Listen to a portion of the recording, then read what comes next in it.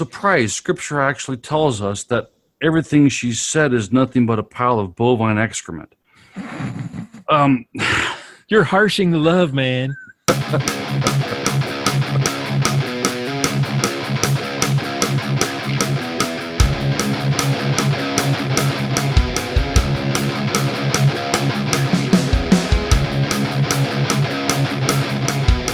Bringing you law, gospel, and guns.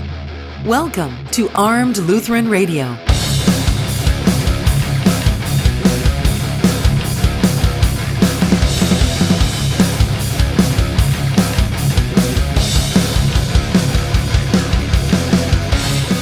Hey folks, welcome to Armed Lutheran Radio, a podcast about guns, hunting, competitive shooting, and the natural right of self-defense, and what God's Word says about the issues surrounding gun rights and gun ownership. I'm your host, Lloyd Bailey, the Armed Lutheran, and this is episode number 119, brought to you by Cook's Holsters, American-made custom Kydex holsters with a lifetime warranty and a 100% satisfaction guarantee, cooksholsters.com.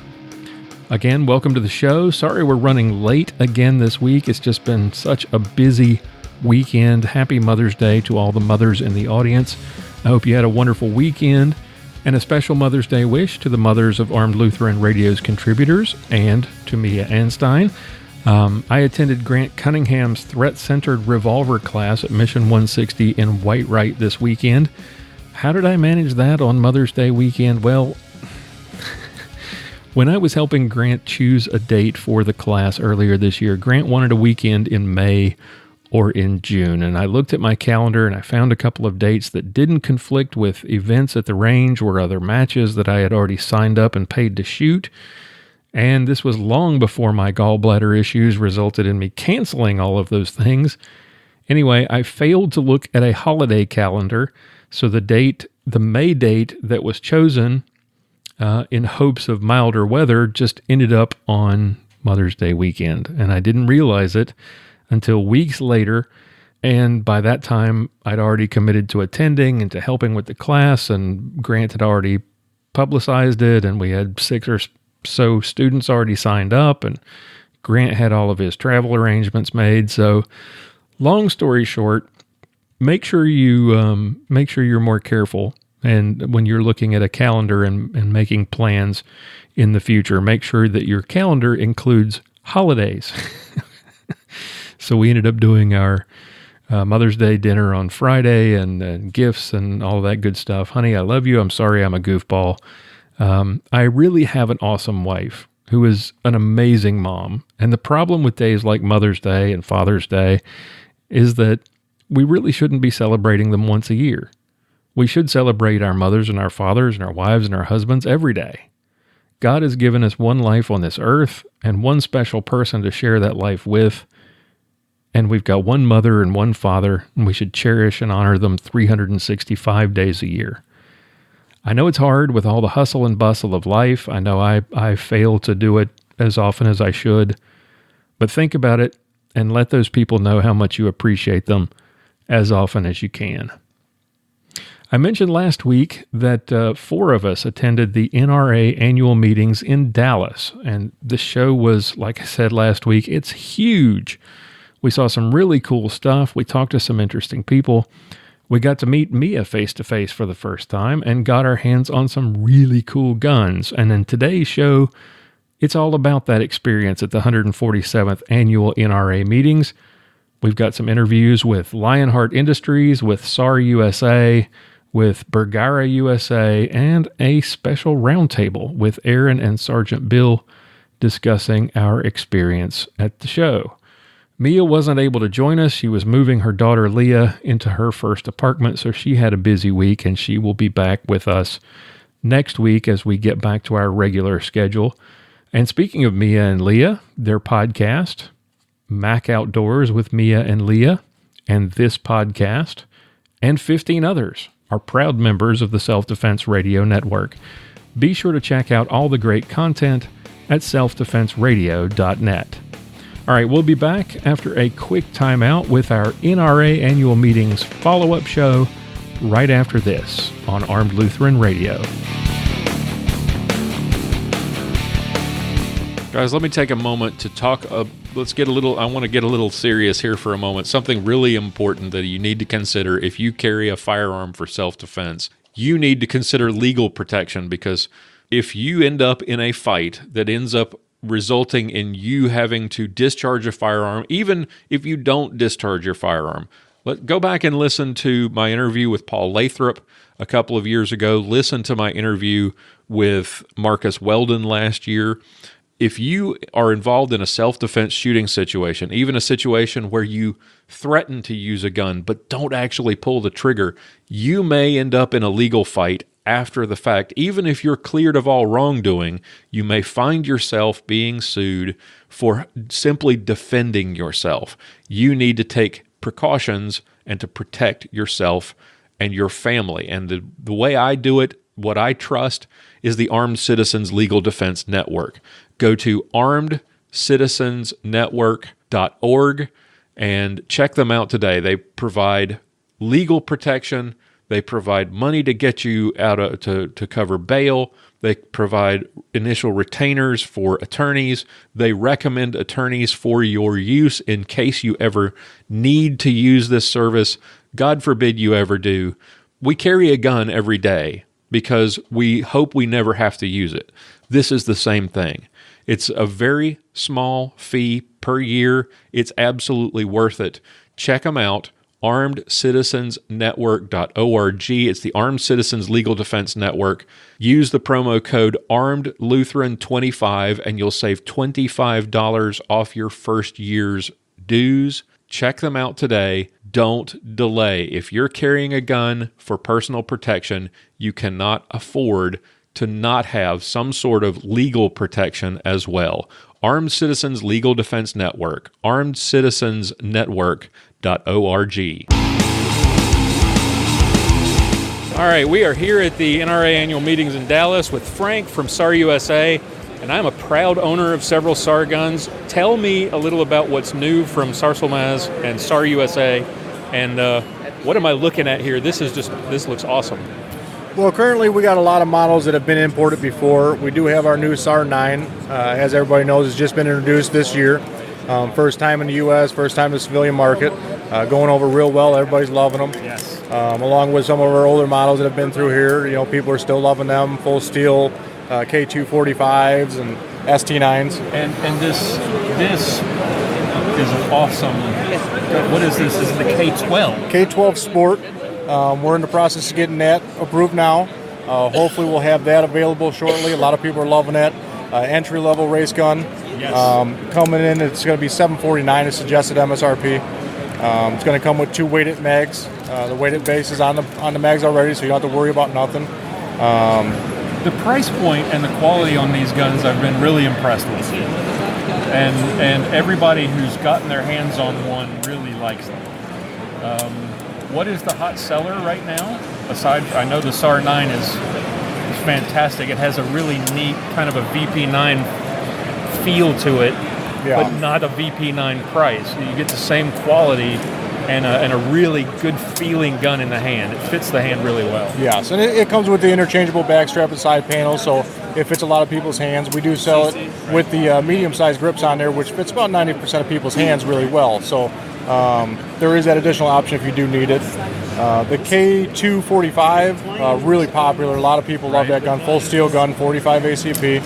And it's like 12 rounds? 15.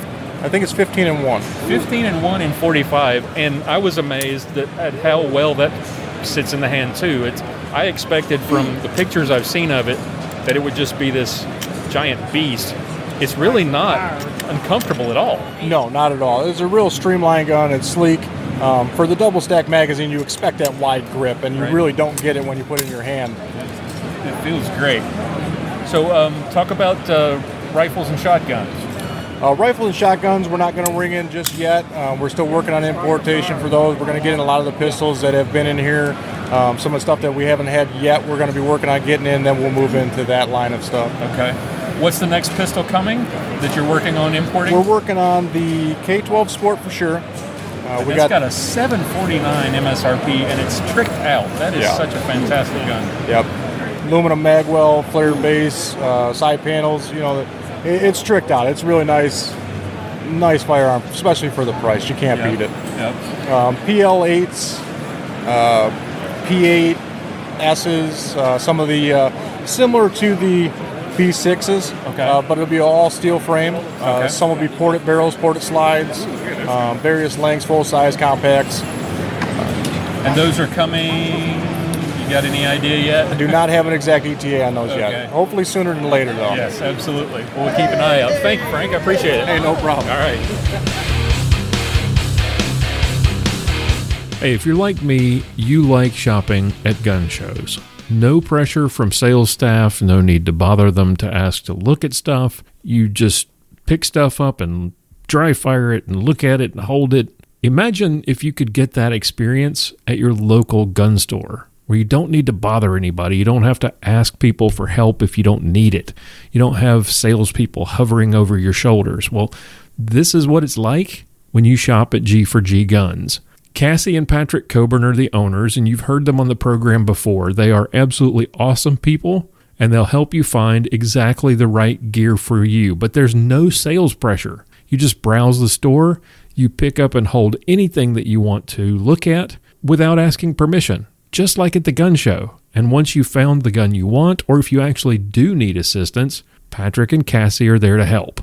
It's the best of both worlds, gun shop and gun show, in one place. It really is the best. G4G Guns. They're located at 2035 Central Circle, Suite 108 in McKinney, Texas. They're open Mondays from 1 to 6, Tuesday through Thursday 11 to 7, and on the weekends you'll find them at a gun show near you. Or check them out online at G4G Guns. That's G, the number 4, G, guns.com.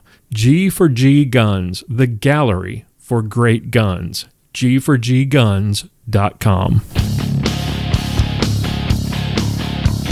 Hey guys, I'm here at the NRA convention. I'm at the Bergara booth, and at SHOT Show I shot a few of their rifles and I wanted them to share one of them with you. So let me get over here with Chad and have him tell you all about this rifle. Okay, so we've got Chad here and he's going to tell us about the HMR Pro. Yeah, new for Bergara this year is HMR Pro, which the HMR stands for the hunting match rifle. Okay. Yeah, and so it's for competition as well as a hunter, but it's something that I really enjoy hunting with. Well, this gun particularly isn't super lightweight. It's more for guys that want to get, and gals that want to get out there and shoot a PRS match, but then they also want to do some long-range shooting for hunting. So with the weight of this gun, you're going to find that it's not super lightweight. It comes in at about 9.2 pounds, and so... but it's an awesome gun for a variety of different things. Okay, yeah. And it's completely adjustable, which is one of the things I always like because I'm a different size, obviously, than you. And for those of our listeners who have met me, they are always surprised when they say that I'm just a little person. So. Yeah, but this rifle was awesome when I shot it at SHOT Show, and I told the listeners that I shot it, and so that's why I wanted Chad to tell me more. Right. Well, and the cool thing is it does have the adjustable stock on it. It comes in a variety of calibers from 223 all the way up to 308, 6.5 Creedmoor, which is hot. Also, it comes in the 6mm Creedmoor. It's got the barrel length on it. We're talking about either 20, 24, or 26 inches, depending on the caliber. And one of the things that's very important to us at Bergara, besides our barrels, which we're known for our barrels, but are the trigger that we have in this gun. And the trigger is a TriggerTech trigger, so you have a very crisp trigger on it. You don't have the creep on it. And at the show here at the NRA, we've had so many people coming up and making comments about our trigger on this gun. Nice, yeah. And what is from the factory, what's the trigger weight? Trigger weight is usually right around 3 pounds on it, so it's a very crisp trigger. The other thing that's a neat standard feature is it'll take Remington 700 rings and bases, and so you're able to mount your scopes very easily on it. We've got our Bergara molded mini chassis stock on it, which is also a neat thing. And then your finish on it, that's something that's very, very important, is our barrel finish on it. where we have it Cerakoted, so depending on the weather conditions you're in, that gun's going to hold up. Yeah, it's definitely going to hold up. And something else, the bolt, I felt it was awesome. I mean, when I ran that thing, it was so smooth, and it carried the casing so well. So our designers have done a great job on that, and we're so proud of this gun, and just the amount of people that have been shooting it, that you just fall in love with it. Yeah, and I really did. That's why I wanted more info. And so thank you, and I look forward to shooting it when you guys are at the POMA meeting in Nebraska next month. Good. Look forward to seeing you there. All right. Thank you. Let me take a moment to tell you about our membership site, the Reformation Gun Club. Members get exclusive content, all the segments, full-length interviews, full-length episodes of Clinging to God and Guns with extra content not released previously. They're kind of like the movies with the extended cuts or the director's cuts. Oftentimes what we have to do is trim those segments down so we can fit them into a reasonable time in the show, and that means extra content for you as a member of the Reformation Gun Club. You get access to our closed Facebook group, discounts from our partners like Gunbox Gun Safes, Easy to See Targets, Daltech Force, Cook's Holsters, Talon Gun Grips, Inline Fabrication, much more. So go check it out on Patreon. We've moved to Patreon. Registration is much easier. You get your own unique RSS feed, which means you can paste that into your favorite podcast app and take it with you and listen anywhere. For as little as $2 a month, you can take advantage of all of those benefits and help support the show. Visit patreon.com/armedlutheran or go to gunclub.armedlutheran.us and sign up today. We were with Todd Feltman from Lionheart Industries, and we're looking at a really, really cool group of firearms. Todd, give us a little background. Tell us about these guns and why they're so awesome. They're an excellent gun. The platform's been around for 30 years. Originally was used in the South Korean military as the K5, built by Daewoo Precision Industries, later by S&T Motive. What Lionheart Industries did back in 2011 was negotiate the import of the DP51 as it's known here, and they took that platform and modernized it completely to American sensibilities, American standards of what the American buyer would prefer to have in a gun, the features and quality. And that gun enjoyed a really great reputation for ruggedness, reliability, accuracy. What we've done recently is build an all-American version of that gun, and we've really kicked it up a notch as far as the quality goes and the precision with which the gun is manufactured. It's a truly modular design now. Previously, other components from different model lines within the Lionheart inventory were not cross-compatible. Okay. Now you can get a compact frame and put a full-length slide on it, or you can get a full-size frame and put a compact slide on it. You can change from a compact barrel to a full-size barrel. We have threaded barrels as well. Also improved was the grip. Right. The grip has been manufactured so that it will wick sweat away from your hands. Right. Let air circulate between the hand and the gun. The trigger has been improved so that you have a smoother... Well, the trigger is amazing. It is. It is a smoother release, and so that's going to help you with accuracy and your follow-up shots. You still have a nice, short, tactile, audible reset. Right. Okay. The Double Action Plus system ensures that... In the Daewoo, they called it triple action. Triple action. But you've improved on this, and you call it Double Action Plus. Why is that? You have a 4-pound pull regardless. So you have a 4-pound single action pull, or you have a 4-pound double action pull. The benefit to you as a shooter or as somebody who's defending their home, you don't have to train for 2 different trigger pulls. It's one of the advantages that striker-fired weapons would claim over traditional double-action, single-action weapons is that you only have to train for 1 trigger pull. Well, the same thing now is the case with the Lionheart Regulus line. Right. You have a 4-pound pull, or you have a 4-pound double-action pull. Furthermore, it's a true 2-stage trigger where you can stage it if you want, change your mind, you're not going to fire the weapon. And you there's simply not a decock lever it. to decock like that. You just push the hammer forward. It's very intuitive. You just simply move the hammer forward. The gun has an ambidextrous safety. Okay, and in America we say drop the safety. Right. So we simply move the safety down. When you do, you see red, you're dead. So that's just a way to remember, drop your safety if you see red. The gun is very easy to break down. It's very easy to put back together again. And we've incorporated 1911 style cuts in the slide. So if there is a sight that you like on your 1911 or on a 1911, you simply can put them on your Lionheart. Increase the capacity of the magazines from 15 all the way to 18. So if you carry one in the chamber, you got 19 shots. 19 rounds. Very nice. And what are these? Now you've got two different sizes here. What do these out of the box? The standard. Let's say we don't get the extended barrel with the threading. What is this? What do these typically run MSRP? Okay. Well, the previous ones were about $750 with a street price of about $679. That's really the sweet spot. Okay.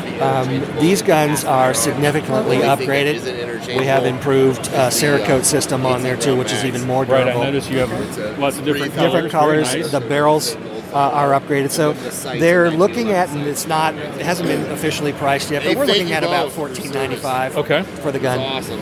And again, it's completely modular. So you buy, say, the frame that you want, and you've bought your gun. Okay. But let's say you want a more compact model. Okay. Well, then you simply purchase a slide. You don't have to purchase a whole new gun. You purchase a slide and a barrel, and then you're set to go. Awesome. When are these scheduled to come out?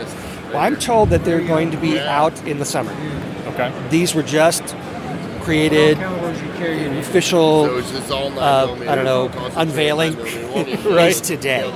So there's still some little kinks they want to work out, but they want to make sure that the gun is absolutely perfect by the time it's released to the public. And if you know anything about the Lionheart engineers, they are beyond perfectionists. Oh yes, they really are. They won't send anything out unless it's absolutely perfect. You still get the same reliability that the Lionhearts, the LH9, the Mark II, and the Compact have been known for. The Regulus still has a little bit of forgiveness in there, so the gun can get a lot of filth in it, dirt. One of the things that we love to show off was how rugged it was. You cover it in mud, cover it in dust, freeze it, water, whatever, the gun was going to work. So they incorporated that same ruggedness into the Regulus design as well. So you can still expect the same level of reliability that you always had with your Lionheart. Yeah, Todd, thank you for your time. I appreciate it. Thank you very much. By taking it down. Hey, if you need a good holster, let me take a minute to tell you about my good friends at Cook's Holsters. If you've got a need for a holster for a carry gun, for competition, for a day at the range, check out Cook's Holsters at cooksholsters.com. They're American-made Kydex holsters, custom-made for your specific firearm with a lifetime warranty and a 100% satisfaction guarantee. And trust me, they stand by that guarantee. I know because I've seen it in action. Great people. You've heard Bob Cook on the podcast a couple of times over the last couple of years. He usually comes in at the end of the year on our Christmas show and talks about what's new for the coming year.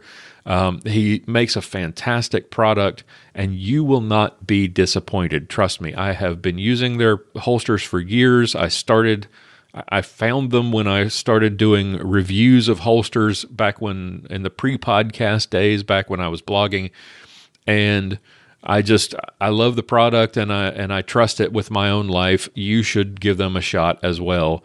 Check them out at cooksholsters.com. Use the promo code ARMEDPODCAST and get 10% off your order. Check them out, cooksholsters.com today.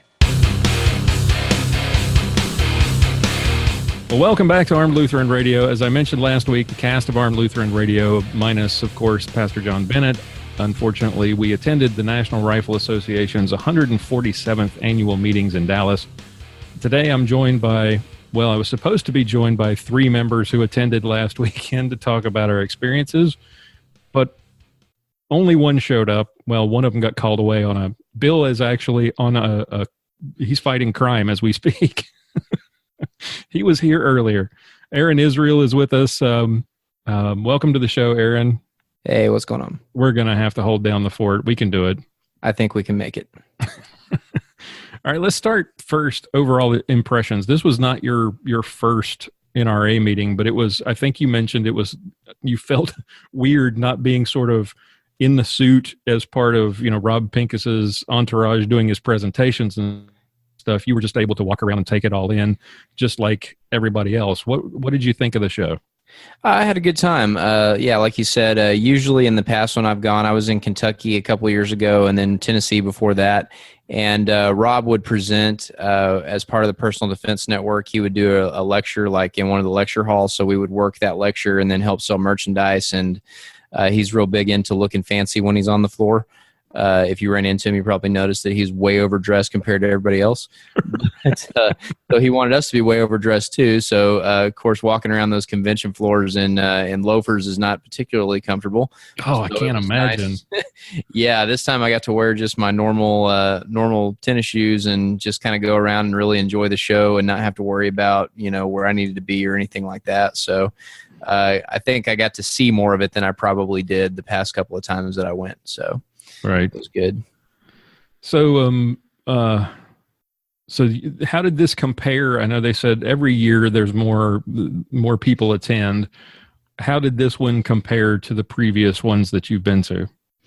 It was right on par. I mean, I didn't think it was, and I was only there Friday and Sunday, which are both kind of the slower days. So Saturday, I imagine it was probably pretty crowded, and it usually is standing room only practically on Saturday. You're bumping into people the whole time. But Friday and Sunday, it was moderately attended. But, of course, Friday they had the big Trump and Pence speech. So most of the people that were there were waiting in line to attend that. And then they kind of flowed into the convention floor afterwards, but then kind of left pretty quickly after that. So I'd say, as far as attendance, though, and the amount of stuff that was there, it was wasn't anything I wasn't expecting, wasn't, any smaller or really that much bigger than before. Right. Well, so I wasn't able to attend last year because work came up like a month before. So it was, hey, we might actually have the third member of our crew. Sergeant Bill's here, finally. Perfect entrance. We just with the clown horn. Right. Well, we were just talking about the show and initial impressions. Have you ever been to an NRA show before, Bill? I have never been to an NRA show, nor have I been to SHOT Show. I've been to the Dallas Convention Center, but never anything that used the entire convention center. I was kind of unaware how big that place is. It was kind of overwhelming for the, seeing it for the first time. It was just like, holy crap, like I said on the show last week, it's, take the biggest gun show you've ever been to and multiply it by 10. It was insane. Yeah, it's information overload for sure. It really is. Now you went back on Saturday, which is supposedly the probably the busiest of the 3 days. What was that like? There was probably twice as many people in the event hall as there was when we were there on Friday. I mean, it was actually pretty crowded. There were times where you were walking down a row and it was, just packed full of people. It was kind of crazy. It really wasn't. There were a lot more of the gun celebrities and stuff there too, which was kind of interesting. But Yep. I didn't make it back on Saturday, so missed a lot of that. And then, Aaron, you went back on Sunday with your daughter. Yes. How was that? It was cool. They actually had a youth event going on. So you show up and, they have you sign in and they give your kid a special badge and a little bag full of swag, stuffed animals and stuff like that, stickers. And then they give you a little scavenger hunt booklet and it puts all these booths on there that you go, and they had these guys who were with the convention that you had to get their autograph on your scavenger hunt. And then at the end you could potentially win a gun. So we went in there and, the first stop on the scavenger hunt, we did the air rifles, and so she got to shoot the air rifles at some targets. So the air rifle was like 3 times the size she was, just happened to be the one that was open when we went in there, but she still hit a couple of targets because it had a little red dot on it, so it was pretty easy. But she had fun with that, and I think we got like 3/4 of the booths, and then she decided she was tired of looking for one, so we just kind of went and hung out after that. Right.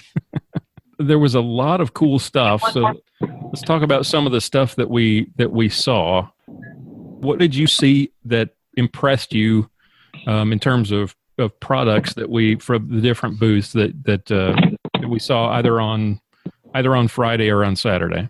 Things that I saw that impressed me.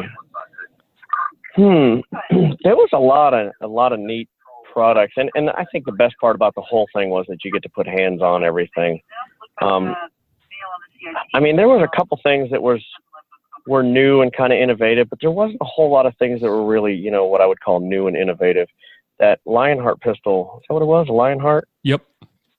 Yeah, that one that we saw, that trigger mechanism and the double action hammer, the way that was set up, that was really neat. I thought that was, I mean, I hate to use the word revolutionary, but that was, as far as like double single guns goes, that was amazing. That one really blew me away.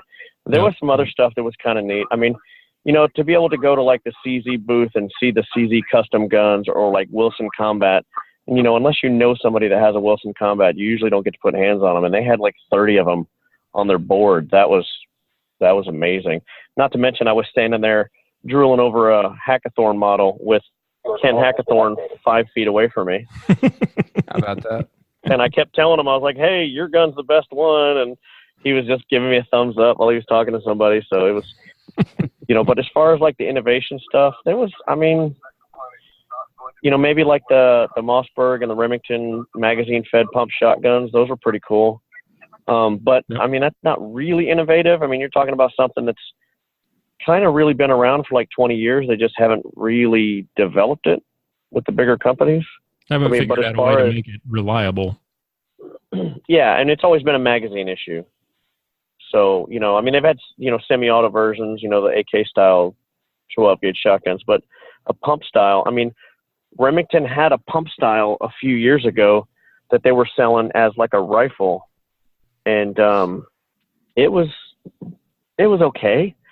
And then they had, the magazine fed, but then they had a magazine fed shotgun style too. And it was the magazine itself that was, pretty poorly devised, but right. It just seems like that should have been something they could have fixed pretty easily, but they just, kind of shelved it for however many years. And there was tons of neat stuff. I mean, it was everything you could think of and then some. Yep. I mean, really. Yep. Aaron, how about you? I really like the Tactical Walls booth. I'd always seen them on the internet before, but even at the shows I'd been to, I'd never actually been and looked at the stuff that they have. Mm-hmm. So, I mean, I'm not sure I want to pay $1,000 for a coffee table, but if I was so inclined, that would be one I would get. That's pretty sweet. You could put like 3 long guns inside there and as many pistols as you want. So, right. I mean, they had some really cool innovations there that you can order, and then as long as you are not completely incompetent putting stuff on walls, as long as you got a couple studs, you can hang it up yourself. So I really like some of the options they had there for safely and discreetly staging firearms. So that was cool. And that booth was really pretty neat because you walked into a room and they had it decorated with their stuff. So you had a sofa and a coffee table, and it was their coffee table. And then on the coffee table was a tissue box that had a gun in it. And then there were, end tables, and the end tables had lamps with guns in them. And it just everywhere you looked, there was a gun hidden. Yeah, I think the couch was the only thing that didn't have a gun in it. Right. There were probably 3 things that jumped out at me that I liked that I'd never gotten my hands on or never seen up close before. I really like that Archon Arsenal Type B. That it's the next generation of the Strike One. It's the compact Strike One, I guess. Like really cool little striker fired pistol, really cool mechanism. Not your Browning type action with the tilting barrel. It has a completely different action, which I thought was pretty cool. And of course, the Lionheart, that Regulus pistol with that what they call the double action plus. And I've got an interview that I'm going to air on this show as well, that where they talk about that particular product. And then, of course, I'm a fan of the Turkish Bazaar guns. So the SAR USA booth with that new, it hasn't been imported yet, the K-12 Sport, it's their new, just out of the box race gun that I think is really cool, and I can't wait to get my hands on that one. I had completely forgotten about that Arsenal gun. Yeah, that was one of the first things we saw. And and that's why, because it seemed like so long ago. I mean, we were there, 10 a.m., and we left at 6 on Friday. Yep. And then I went back for like 3.5, 4 hours on Saturday. I ended up looking at my Fitbit, and we walked over 5 miles on Friday. Yeah, when I was teaching class on Saturday, I was definitely feeling it. Yeah, I bet. And then the last thing we saw, interestingly enough, the first gun we saw, that Arsenal gun, and then the very last thing we looked at the IWI booth, that Tavor TS-12 shotgun was pretty cool. That was pretty neat, yeah.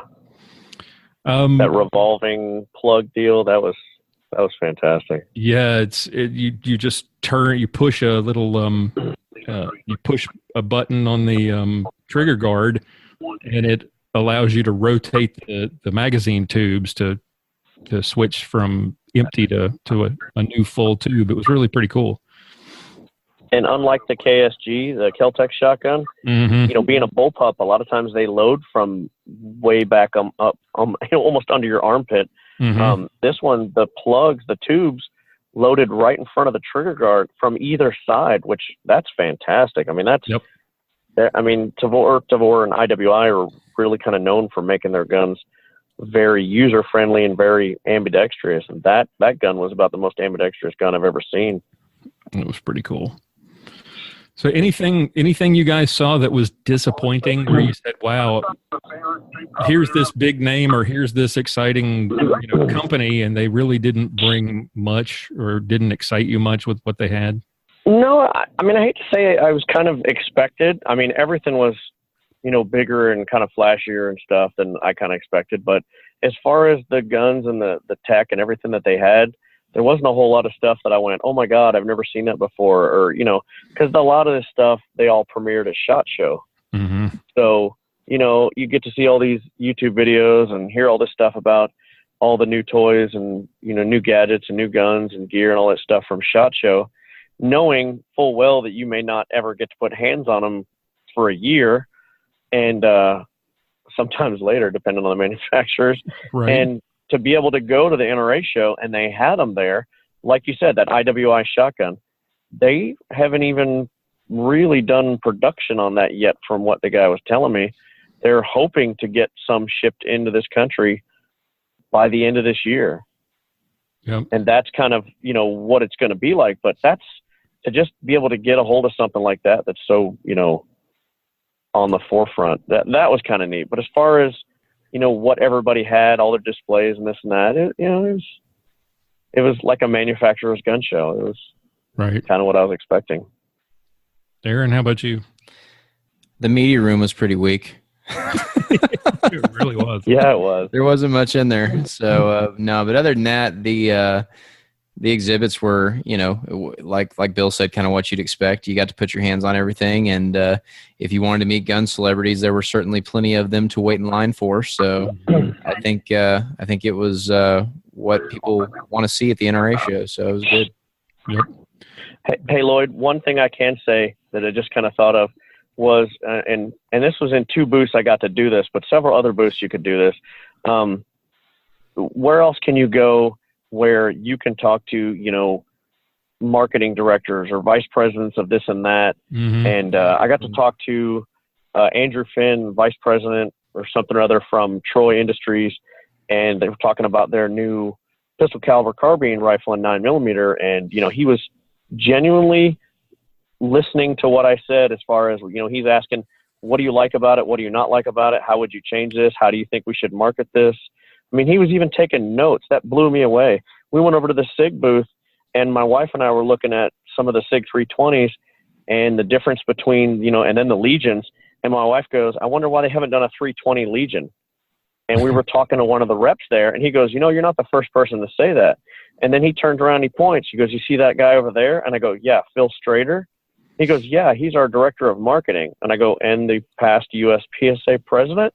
He's like, yeah, go tell him you want a 320 Legion. We did. That's awesome. That's pretty cool. Yeah, and he was just like, he goes, that is an idea we have. We haven't really decided on features. He goes, what would you like to see on it?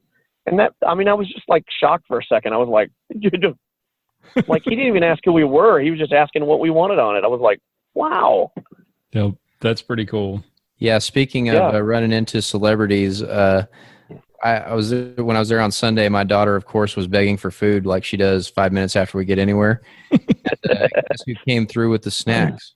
Rob Latham himself knew where the snacks were, so he got her some Oreo cookies. And yes, Rob knows where the snacks are. Yeah, he knows where those snacks are at. He came and taught a class for a law enforcement class up here in North Texas, and he was talking about this gas station down the road where they had these really good burritos, and I was like, dude, really?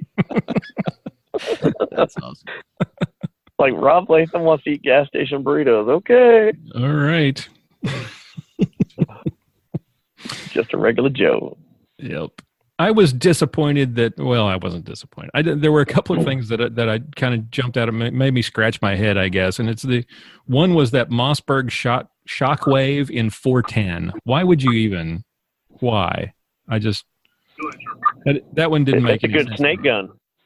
Well, yeah. I thought that too, but I talked to a guy that I work with. His father-in-law has given them a boathouse or a lake house in a lake here up in North Texas.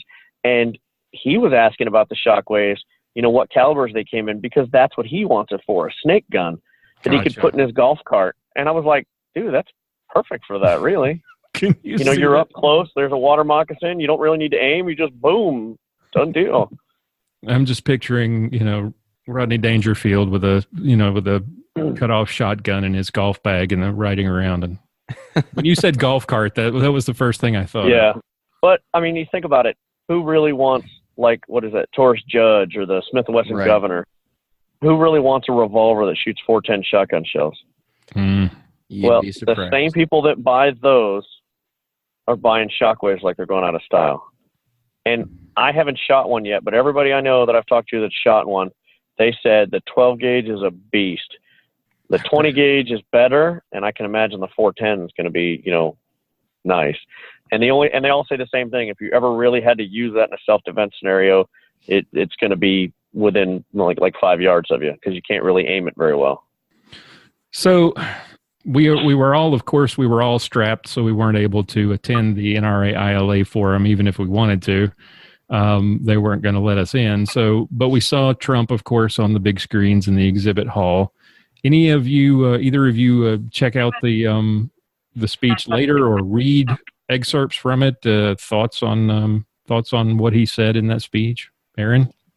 Yeah, I saw the Fox News snippets that they showed when they were talking about it. Didn't really watch the whole thing. It was, the good aspects of it were, he was very complimentary of Dallas law enforcement and made a point of saying some stuff about that. Other than that, though, I mean, it was his standard, pro-gun stump speech like he did at the NRA a couple of years ago. So, I mean, it was not anything particularly new. So, not a bad speech. But if you want to hear Trump words, I don't know why you got to disarm and wait for 4 hours to do it. You can just watch it on the big screen, right? Exactly. Bill, how about you? Kind of the same thing. I saw some clips afterwards. Most of the stuff that I saw was from friends of mine on Facebook that are officers in Dallas, and they were showing the clips of when he was talking about Officer Santander and stuff like that. So, it's hard for me, whether you like Trump or not, whether I like him or not, that doesn't even matter. But to hear a president talk about one of your coworkers that, really is a hero. I mean, it touches you on a personal level. It's hard not to like a person who's talking very nicely about somebody that you really respect and admire. So I didn't get to watch the rest of his speech, but after hearing the little bits that I heard, that was all I really needed. Yep. Yeah, and by all accounts, he takes his time to talk to law enforcement and people who are guarding him, and I'm sure it was the same in Dallas. So he's from that aspect, I don't think anybody can have a problem with him. So I know that for a fact. One of my buddies is on the motors unit here in Dallas, And he's been here before. Trump's been here before. Obama's. I mean, everybody you can think of in the last 15 years.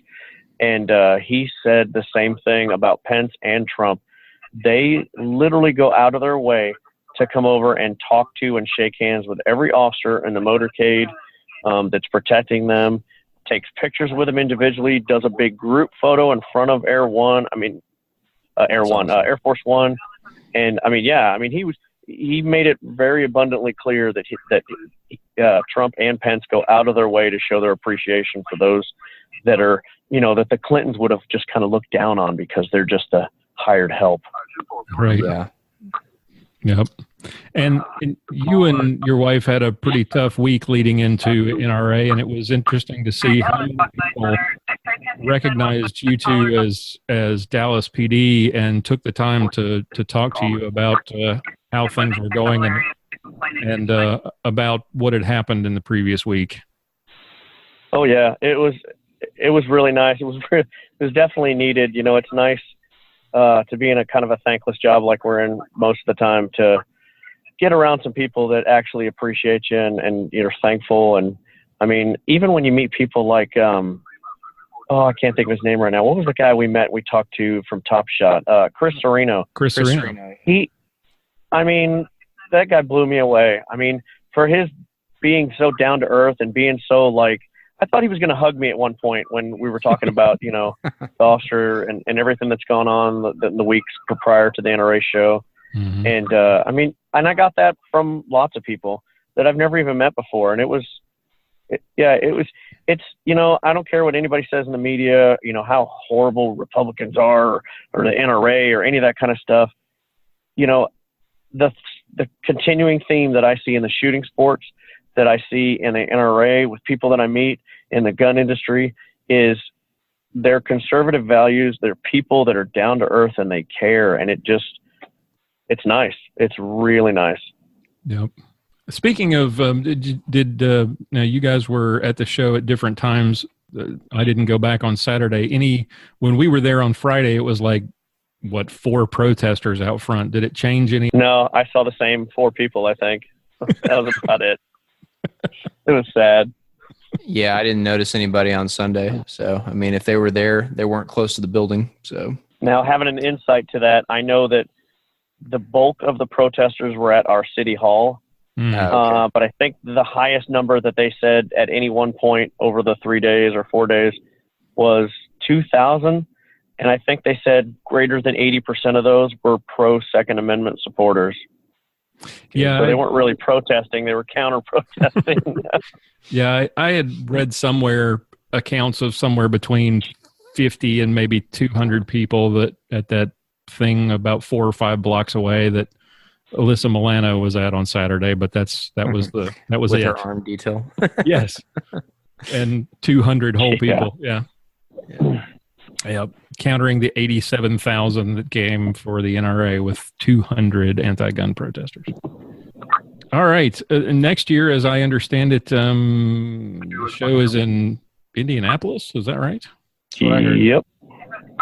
Cool. Might give us a reason to go to Indiana, just for the fun of it. Not Illinois. Yeah. Oh, thank God. Second Amendment Foundation is doing the Gun Rights Policy Conference in Chicago. Oh, wow. In September. That should be interesting. Yeah, no kidding. Wow. Yes. Probably because... That's actually very ironic. Gun rights policy in the middle of the biggest anti-gun rights city. And, jeez. Well, I think part of that is because of Ezel versus Chicago. Yeah. Rhonda Ezel, who is the lead plaintiff in those 2 cases against the city of Chicago, they won both of those cases. And I saw this week Rhonda was speaking before the city council because they were basically misrepresenting both of those cases in their decision. They're trying to make it hard for gun stores and gun ranges to be built in the city. And the requirements in Chicago for you to, or in Illinois, for you to get a concealed carry permit is you have to be able to go to a range and qualify. Well, there's no ranges anywhere near Chicago. So the Second Amendment Foundation filed suit and she was named the lead plaintiff, and they won twice. The first time they won, the city then came back and created a whole new zoning structure in response to that case, and in a way to try to make it harder for people. Okay, sure, you can build a range in the city, but we've now zoned it in such a way that it's almost impossible for you to do. So the Second Amendment Foundation sued them again and won again in Ezel versus Chicago 2.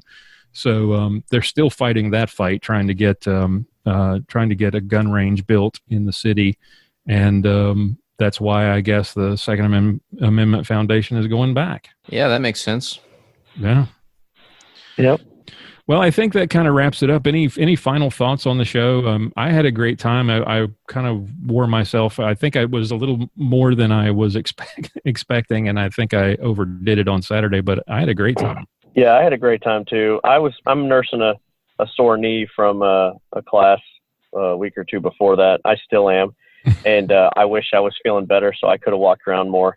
I went back Saturday and I kind of limped around for a couple hours and went, this hurts. I'm out of here. I'm like, I'm loving this, and I wanted to go back Sunday, but I was so tired. I was like, nope, I'm not getting out of bed. Yeah, there's still a lot that I didn't see that I wish I had gone back, gotten a chance to go back and see. You know, I will say this. The one thing that kind of blew me away was, isn't Remington and Colt both having a lot of money troubles right now? Oh, yeah. Mm-hmm. They both had, Colt had a huge booth, and Remington had not only a booth, but like 20 booths in the one big giant mega structure that was just, all I could think of was, what are y'all doing?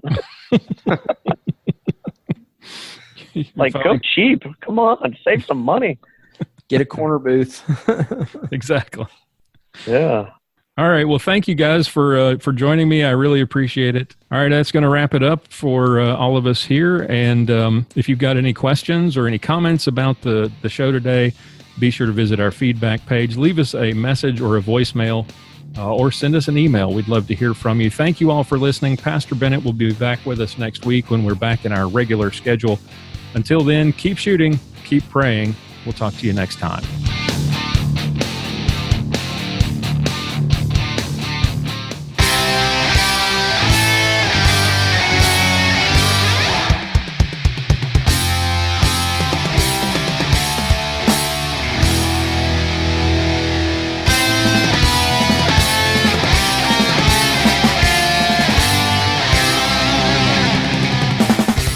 Thank you for listening to this episode of Armed Lutheran Radio. For show notes, be sure to visit our website at www.armedlutheran.us. You can subscribe to this podcast on iTunes, Google Play, Stitcher Radio, and TuneIn. This podcast is made possible by Cook's Holsters and contributions from listeners like you.